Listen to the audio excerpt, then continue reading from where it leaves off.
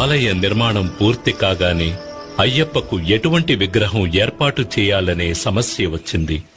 అప్పుడు పరశురాముడే తీసుకువచ్చిన శాస్తా విగ్రహమైన 2 కాళ్లను మడిచి కలిపిన యోగ పట్టముతో వందనము చేసిన రీతిన తత్వమసి అనే చిన్ముద్రతో కూడిన స్వామివారి రూపమే తగినది అని భగవంతుని ఆనతి ప్రకారం మకర సంక్రాంతి దినమైనటువంటి శుభదినాన కృష్ణపక్షం పంచమి తిథి ఉత్తర నక్షత్రయుక్త శుభదినమున పరశురాముడు ధర్మశాస్త్రాను ప్రతిష్ఠించాడు.